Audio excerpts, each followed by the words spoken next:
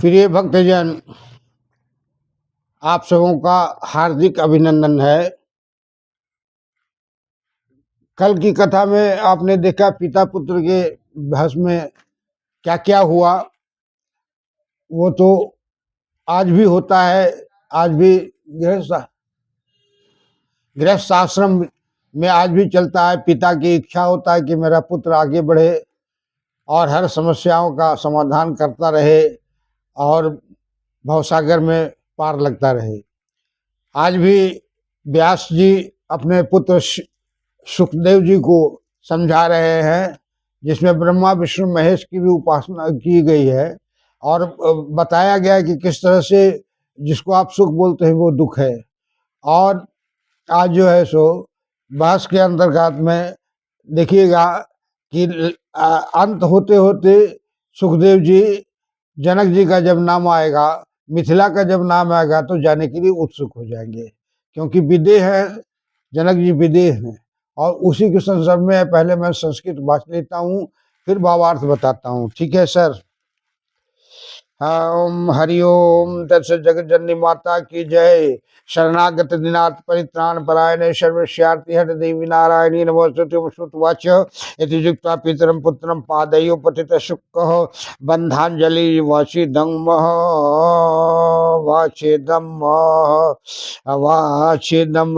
गन्तु कामो महामणः आवृक्षे त्वाम महाभागम ग्राह्यते वचनम मया विदेहानांतर दुष्टो मिक्ष्यामि पालिता जनकनेन्तु बिना दंडम कथम राज्यम करोति जनकः किल धर्मेण वर्तते लोको दंडश्चन्नेन भवित यद्दि धर्मस्य कारणम दंडो मानवातीत परिहितः सदा दंडम कथम राज्यम करोति जनक किल्लः धर्मेण वर्तते लोको दंडश्चेण भवित यद्दि धर्मस्य कारणम दंडो मनवावाची प्रहितः सद्दाः स कथम वर्तते तात संशयेऽहं महान् मम माता त्वयं बंधया तद्ववाद भाति विशेषितम पृच्छामि त्वां महाभागं गच्छामि च परन्तप श्रुत्वा च तं दृष्ट्वा गन्तुकामं च सुखं सत्यवती श्रुतः आलिङ्गोवाच पुत्रं तं ज्ञानं निःस्पृहं दृढं व्यासुवाच स्वतस्तु सुखं दीर्घायुर्भव पुत्रं महामते सत्यां वाचं प्रदत्त्वा मे गच्छता तं यथा सुखं आगतं व्यं पुनर्गत्वा मनाश्रम उत्तमः न कुत्रापि च गन्तव्यां त्वया पुत्र कथञ्चनः सुखं जीवाणि पुत्राहं दृष्ट्वा ते मुखभञ्जनम् अपश्यन् दुःखमाप्नोति प्राणसत्त्वं मे श्रुतः दृष्ट्वा तं जनकं पुत्रं सन्देहं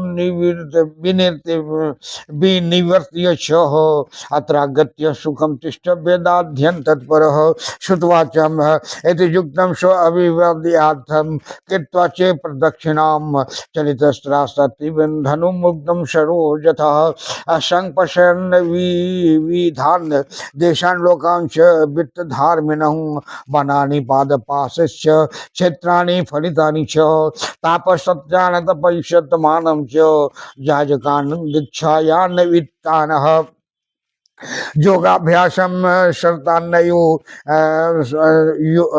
योगीवान प्रतास्तन्वान गशः शैवान पाशु पताश्चैव स्वरांक्षां वैष्णवानः भिक्षया नाना ध्यान धर्मान् जगामाति समयं मुनिः वर्षद्वेन मेरु समुलग्यम महामति हिमाचल च वर्षेण जगाम मिथिलां प्रति प्रविष्टो मिथिलां मध्य पश्यन् सर्वमुदितामह प्रजास्वसुग्नं सर्वा सदाचार सुसंगतिदः छत्रा निवारित तत्र समागतः किं ते कार्यं वदस्वेति प्रश्नेन शापवृद्धः निश्चितयं नगर द्वारा स्थितः स्थानीय रिवाचल विस्मृतोऽति संघस्यास्तौ वचो नोवाच किंचन प्रतिहारुवाच ब्रूहि मुको शंकी ब्राह्मणं किमर्थं त्वम् आगत चलनं विना कार्यं न भवेति मे प्रतिः। राजा आज्ञायां प्रवेष्टव्यम नगरे अस्मिन् सदा द्विजो अज्ञात कुल शीलं च प्रवेशो नात्र संगतः तेजस्वासी नूनं त्वं ब्रह्मणो वेद वित्तमः कुलं कार्यं च मे ब्रूहि यथेष्टं गच्छमानदः शुकवाच यदि अर्थम आगतो अस्मत्र तत्प्राप्तं वचनान तव विधेय नगरं द्रष्टुं प्रवेशो यत्र दुर्लभः मोह एवं मम दुर्बुद्धि समुल्लंघयं गृद्वयं महाराजानां द्रष्टु कामोऽयं पर्यटन समुपागतः वंचितो यहं स्वयं स्वयं पित्रा दूषणं कस्य दीयते भ्रामितो यहं महाभागं कर्मणा वा महेतले दानांश पुरुषत्वेव परिभ्रमण कारणं मुंशामि एवं नास्ति तथा यत्र संप्राप्तो अस्मिन् भ्रमणात् किल्लः निराशस्य सुखं नित्यं यदि मोहो न संचति निराशो अहं महाभागा मग्नो अस्मिन् मोह सागरे हि कृपया मेरु मिथिलां गुह्यं पदभ्यां च समुपागतः परिभ्रम फलं किं मे वंचित विधना किल प्रारब्धं किल भोक्तव्यं शुभं वायापा अशुभम उद्यमस्तद्वंश नित्यं कार्यत्वं सर्वदा न तीर्थं न च विदु यत्र यद्यर्थं मे शर्मः अप्रवेशं पुरी जातो विदेहो नाम भूपतिः इति जित्वा विरामाशो मौनीभूतं यो स्थितः ज्ञातो हि प्रतिहारेण ज्ञानी कश्चितं द्विजोत्तमः सामो पूर्व मुखावाचसौ सत्ता सित्ता स्थितं मुनिः गच्छम्भो ते जत्र कार्यं यथेष्टं द्विशतमः अपराधो मम मुरान निवारति वा नवाहम तत् क्षन्तव्यं मा भागं विमुक्तानां क्षमावलं शुकवाच किंचित् यत्र दूषणं छत्र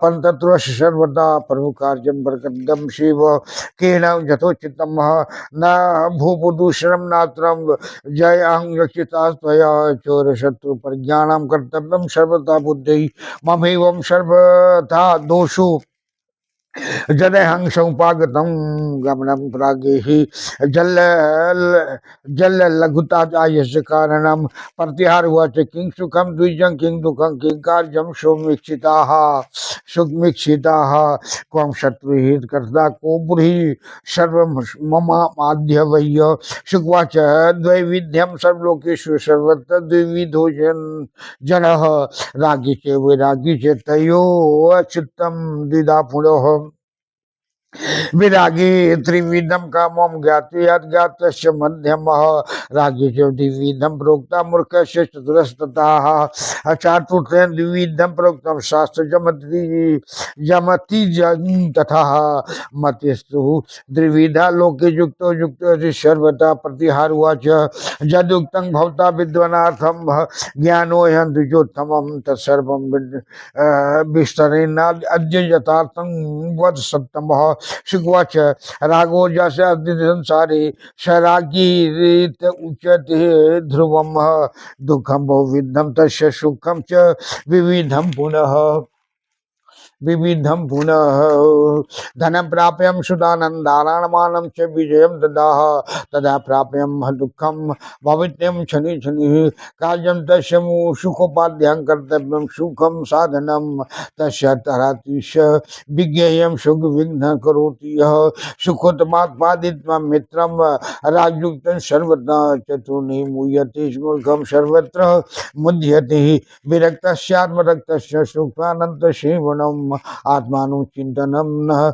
चैवं वेदांतस्य न वेदांत चिंतनम दुखम तद सर्वं हि संसारः कथानादिकं सत्रवो भवास्तमं विज्ञेयं सुमुचित कामः क्रोध प्रमादाश्च सत्रवो विविधा स्मृता बंधु संतोष एवास्यः नान्यस्ति भुवनत्रय श्रुत्वाच तद्युक्त्वा वचनं तस्य मत्वा तम ज्ञानेनं द्विजं छत्ता प्रवेश्यामाशं कक्षा छाति मनोरमा नगरम वीक्षमाणम संशस्त्रिर्विद्यंजन संकुलम नाना विहप इंद्रियद्रव्याढ्यम क्रय विक्रय कार्यक्रम रागद्वेषा युक्तम कमलोद भवो मोहाकुलं तथा विदधस्तत्सु जनाकिरणं वसुपूर्णं महत्तरं वः पश्यन् त्रिविद्या लोकान् प्रशान राजमन्त्रिणं वः प्राप्त परं तेजस्वी द्वितीय युभास्करः निवारिताश्च तत्रैव प्रतिहारेण काष्ठवतः तत्रैव च स्थितो द्वारि मोक्षमनुचिन्तयन्नः छायामापन्नतिशिव समदर्शि महातपः ध्यानं कृत्वा तथैकान्ति स्थितार्थाचलः तमुहूर्ता आदुपागत्यं राज्ञो आमत्य कृतामजलिः प्रवेशायन् ततः कक्षां द्वितीयां राजभीष्मणः तत्र दिव्यां मनोरम्यां पुष्पितं दिव्यपादपम्मः तद्वनं दर्शयित्वा तो कृत्वा चतिथिशक्रियां बारमुखयां स्थितस्तत्र राजसेवापरायणः गीतवादी तत्र कुशला कामशास्त्र विशारदा तांगादिशस्य च सेवार्थं शुक्रस्य मंत्रिसत्तमः निर्गतं सन्ना तस्माद्वा व्यासपुत्रं स्थितः पूजितं प्रिया भक्तया ताभि स्त्री बीजता विधि देश कालोपाने राजा ने नाति तूषितो ततो अत्य पूर्वाशन्यां तत्यापूर काननम रम्यम संदर्श्यात् सुरगणां कामोहितः स जुवा रुवान कांतो मृदुभाषी मनोरमः दृष्ट्वा तां मुहुर्मुहुः सर्वान्तं च काम विवाह परम जितेन्द्रिय मुनि मत्वा सर्वा अपरजयस्तदा आरण्यस्तु शुद्धात्मा मातृभावो मां कल्पयतः आत्मा रामो चित्क्रोधो न दृश्यति न तप्यति पश्चाताशामः विकाराशतम् इव स तत्स्मारः तस्मै शय्यां सुरम्यां च दुर्धनाय सुसंस्कृतामः प्रार्थायादर्णोन्मीदां नानोपनिकर्णं संवृतां शग कृत्वा पादस्योजनस्य कुशं पाणिरन्दितः उपास्यं पश्चिमां सद्या ध्यानं शिवान् पद्यतः जामेकान्विदितो ध्यानिं सुवाष्प तदनन्तरं सुप्तवाजामं द्वयं तत्र चोत्तिष्ठ ततः सुखः पाश्चात्यं जामिनीयां ध्यानेन वपपद्यतः स्नानात्मा प्रातः क्रिया कृत्वा पुनस्ते समाहितः जय जय जगज्जननी जगदम्बा माता की जय ओम ह्रीं श्रीं सरस्वत्यै बुद्धि जनन्यै स्वाहा ओम ह्रीं श्रीं सरस्वत्यै बुद्धि जनन्यै स्वाहा। तो कल की कथा वो सुख जी और व्यास जी के वार्तालाप में भी था। आज सुख जी व्यास जी जब विदेह का नाम लिए तो कुछ सुख जी को उत्सुकता जागी। जैसा पिता को पुत्र मुँह सताता है और अभिलाषा रहता है, इच्छा रहता है कि मेरा पुत्र हमसे भी श्रेष्ठ बने और गृहस्थ आश्रम में प्रवेश करके कुल का उद्भिज करे, माने आगे बढ़ावे। इसलिए उन्होंने आग्रह किया है पुत्र सब कुछ पाने के बाद अब तुम गृहस्थ आश्रम में चले आओ, गृहस्थ आश्रम में चले आओ। लेकिन सुखदेव जी मानते नहीं है। फिर तर्क वितर्क होता है। उसी तर्क वितर्क के अंतर्गत पिता कहते हैं कि हे महाभाग, आपसे जाने को पूछता हूँ। पिता से सुखदेव जी पूछते हैं, सुखदेव जी पूछते हैं कि हे पिताजी, मैं मिथिला जाने के लिए इच्छुक हूँ, क्या आप आज्ञा देते हैं? आपकी इच्छा है मुझे भेजने के लिए? और जनक से पालित विदेह को जानने की इच्छा करता हूँ। हे जनक जी के बारे में जानना चाहता हूँ, विदेह होते हुए भी बिना दंड के राज कैसे चलाते हैं, उनका राज का प्रजा कैसे सुखी रहता है, यही देखने की विहलता मुझे काम जाग गई है। इसलिए आप आज्ञा दीजिए मैं मिथिला जाऊं। कि जानकी जनक जी किस प्रकार से अपने संघर्ष में धर्म का कारण दंड है, ऐसा मनवादी पहले कहा रखा है। हे तात, वह कैसे वर्तता है यह मुझे बड़ा संदेह है। यह मेरी माता वंद्या और यह चेष्टा तो ऐसी पद्धति होती है। हे महाभाग, आपसे पूछकर मैं जाता हूँ। सुत जी बोले, व्यास जी सुखदेव को जाने में तत्पर देखकर आलिंगन किए। बेटा पुत्र का गला मिलन हो गया और मिलन होने के बाद चुम्बन लिए और उसके बाद बोले कि सुनो, अगर तुम मिथिला जा रहे हो तो वहां से ज्ञान पाने के बाद पुनः मेरे आश्रम में आ जाना और तदंतर तुम ध्यान में ले लेना, लेकिन हमारे पास लौट के जरूर आना, क्योंकि बेटा जब तुम आते हो तो मुझे जो सुख प्राप्त होता है वह मुझे प्राप्त हो जाएगा और तुम्हारा ध्यान भी नहीं बटेगा। जैसा तुम फैसला करोगे, जैसा तुम निर्णय लोगे, उसी प्रकार से मैं तुम्हारे साथ आचरण करूंगा।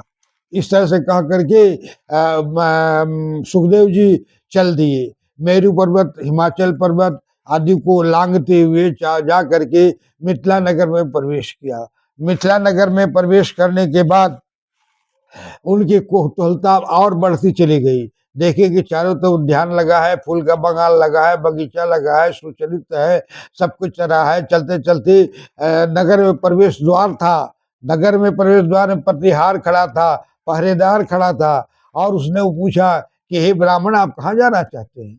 आप बताइए कि आप कहाँ जाना चाहते हैं, किसके लिए आए हैं, क्या चाहते हैं, हमें बताइए। सुखदेव जी मौन रहे। पुनः थोड़ा देर के बाद प्रतिहार ने पूछा कि काहे भाई, आप बोलते नहीं है, क्या मौन व्रत धारण किए हैं? तब वो सुखदेव जी ने कहा कि जिस अभिलाषा से मैं यहाँ आया हूँ, यहाँ तो पहले ही अड़चन लग गया। अरे जिस नगेश में विदेह के राज्य में आया हूँ देखने के लिए कि बिना दंड का कैसे राज चलता है, तो यहाँ रोक दिया गया। परंतु प्रतिहार उस पर ध्यान नहीं दिया और फिर से वार्तालाप किया। वार्तालाप करने के बाद प्रतिहार को संतुष्टि हुई, तब उसने प्रवेश द्वार में प्रवेश कराया। प्रवेश द्वार में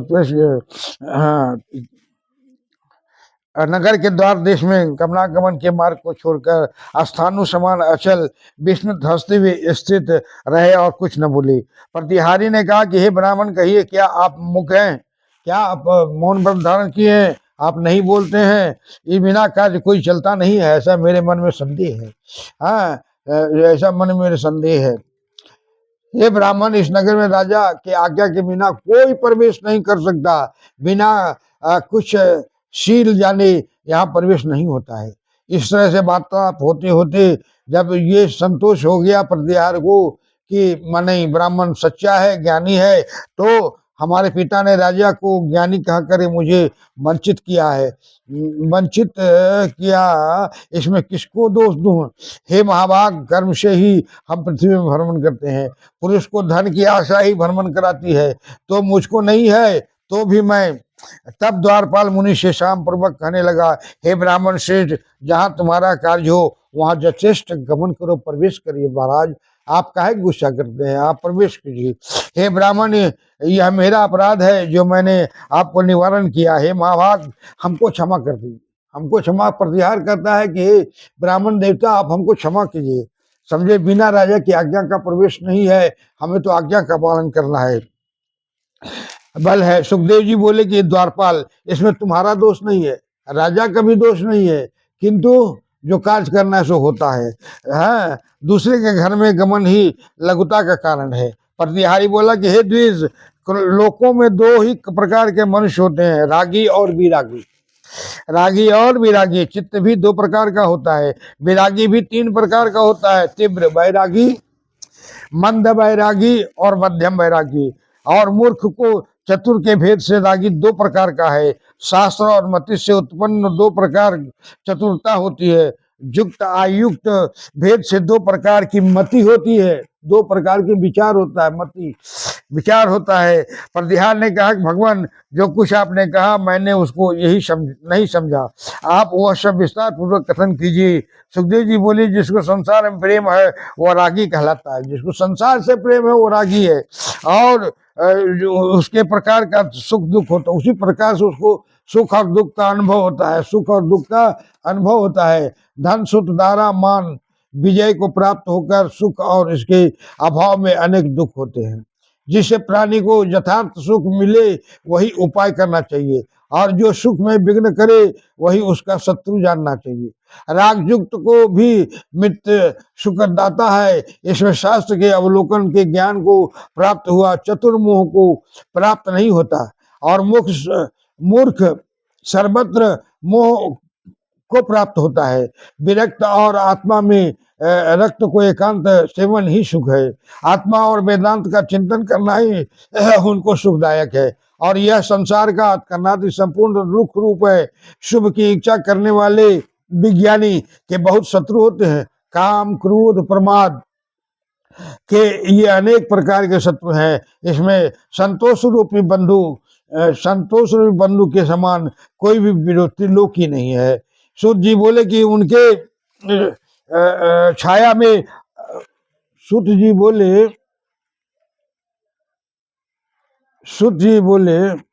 वचन सुन और ब्राह्मण ज्ञानी मानकर द्वारपाल ने मनोरम कक्षा मार्ग से उनका प्रवेश कराया। वे त्रिविध जनों से संकुल नगर को देखते हुए, जहां पर अनेक द्रव्य व्यापार से भरे बाजार, क्रय विक्रय खरीद बिक्री हो रही थी, बाजार में भीड़ लगा हुआ था, जन समूह इधर से उधर घूम रहे थे तथा राग द्वेष से युक्त, काम लोभ मुँह से व्याकुल, विवाद करते जनों से आकीर्ण, धन से अतिशय पूर्ण, इस प्रकार विविध प्रजा को देखते राज मंदिर की ओर चले और वे परम तेजस्वी दूसरे सूर्य के समान यहाँ प्राप्त हुए। यहाँ पर द्वारपाल ने निवारण किया, तब काष्ठ के समान द्वार पर मार्ग की चिंता करते ही स्थित रहे। छाया में और धूप में समदर्शी महत्वपुरुष एकांत में ध्यान किए, स्थानु और समान अचल स्थित रहे। तब एक मुहूर्त में राजा का अमात्य मंत्री आकर के हाथ जोड़कर राजमंदिर की, मंत्री जी आ गए और उन्होंने हाथ जोड़कर प्रार्थना की। दूसरी कक्षा में प्रवेश कराया मंत्री जी। वहां दिव्य मनोरम फूलों वृक्षों का बाग था। उस वन को दिखाकर और अतिथि सत्क्रिया करके वहां वारसुखी बार मुखी स्त्रियों जो राजा की सेवा में परायण थी, जो गीतवादित्र में कुशल और काम शास्त्र में विशारद थी, मंत्री श्रेष्ठ ने उनको सुखदेव जी की सेवा में निमित्त आज्ञा दी और आप मंत्री वहां से चला आया। सुखदेव जी वहां स्थित रहे। उन स्त्रियों के परम भक्ति से यथाविधि सुखदेव जी पूजा अब जो है वो जो सेविकाएं थी वो सब सुखदेव की पूजा शुरू की। पूजा की, देश के अनुसार उत्पन्न अन्न से भी सत्कार किया। फिर वे अंतपुर को चली रहने वाली, उनका अंतपुर का कानन जो बड़ा मनोहर है वह कामोहित होकर दिखाती हुई, वे जुआ रूपवान मनोहर मृदुभाषी मनोहर थी। उनको काम के समान देखकर सब मोहित हो गईं। मुनियों को जितेंद्रिय मानकर सब सेवा करने लगी और शुद्धात्मा व्यासपुत्र उनको माता जानती हुए वे आत्माराम चित्त से न प्रसन्न होते और न दुखी होते थे और उनके विकार देखकर स्थित रहे। स्त्रियों ने उनके निमित्त बड़ी मनोहर शैया प्रदान की, जो बहुमूल्य वस्त्रों से युक्त अनेक सामग्री रहती थी। सुतने के लिए पलंग, राजशाही खाट पर दिखा दिया, उस पर वस्त्र और अलंकार बिछा हुआ था। एवं आलस्य से रहित सुखदेव चरण धोकर कुश हाथ में लिए पश्चिम संध्या की उपासना करके ध्यान करने लगे। हे सुखदेव जी, जन्म से शमशान पर्यंत है संस्कार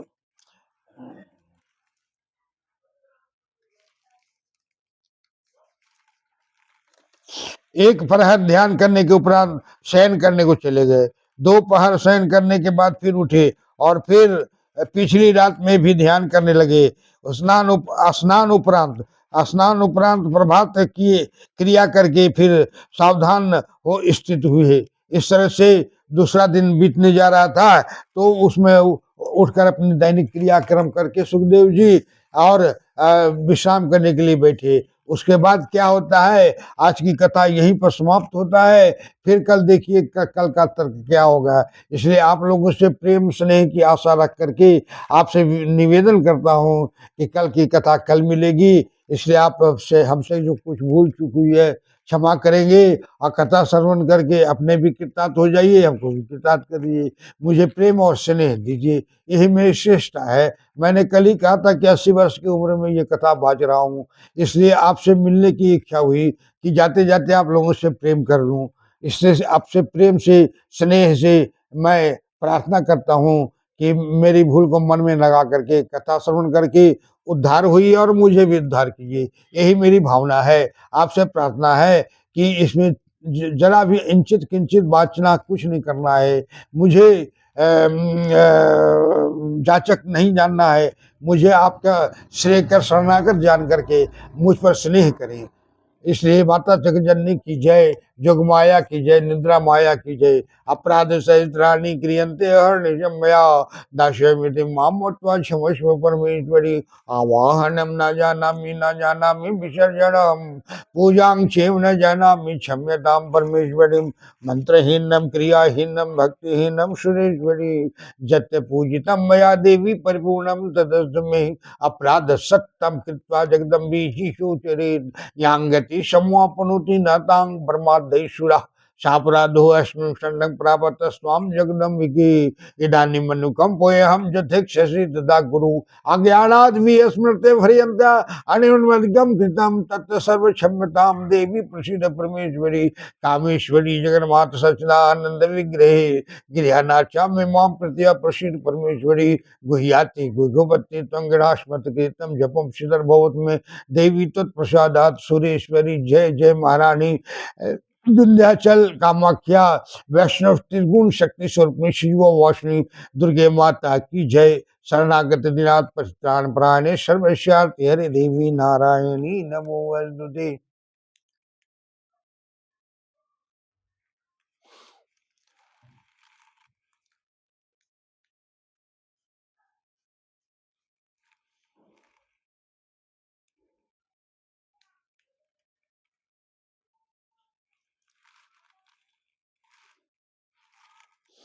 माँ क्षमा कर।